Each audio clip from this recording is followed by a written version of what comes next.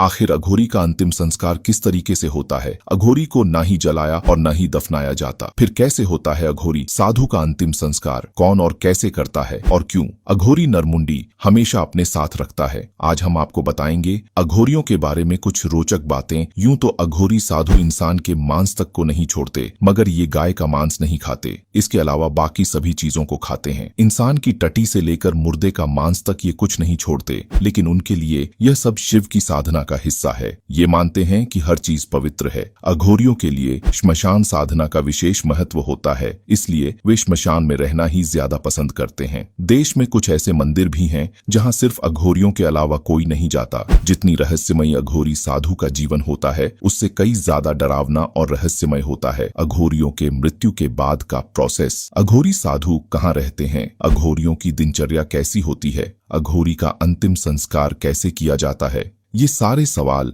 आम इंसान के लिए आज भी पहेली बनी हुई हैं। कहते हैं कि अघोरी साधु की मृत्यु होती है तो उसके शव को जलाया नहीं जाता है। अघोरी साधु की मौत होने पर चौकड़ी लगाकर शव को उलटा रखा जाता है, मतलब सिर नीचे और टांगे ऊपर। फिर 40 दिन तक इंतजार किया जाता है कि उसके शव में कीड़े पड़े। जब उसके शव में बहुत सारे कीड़े पड़ जाते हैं, फिर उसके साथी अघोरी या उसके शिष्य उसके शरीर को वहां से निकालकर मुंडी को छोड़कर पूरे शरीर को गंगा में बहा दिया जाता है। ऐसे करने के पीछे मान्यता यह है कि गंगा में उसके सारे पाप धुल जाते हैं। पर असली अंतिम संस्कार अभी शुरू भी नहीं हुआ है और सोशल मीडिया में वायरल हो रहे एक वीडियो में दावा किया गया है कि 1.25 माह से दफन अघोरी के शरीर को वापस निकालकर उसकी मुंडी की 40 दिन की क्रिया चलती है। 40 दिन की क्रिया के बाद जब मुंडी पर शराब डाली जाती है तो मुंडी उछलना शुरू कर देती है। उसे जंजीरों से बांध कर रखा जाता है। जितनी उस अघोरी ने साधना की है, जितनी भी तंत्र उस पे किए हैं, उसके हिसाब से वो मुंडी बात करती है, आवाज देती है और शराब भी मांगती है। और उसके बाद उस मुंडी को अघोरी अपने साथ रखते हैं और उसी में पकाकर खाना भी खाते हैं। वैसे तो एक अघोरी साधु जीवित रहते हुए ही अपना अंतिम संस्कार कर देते हैं।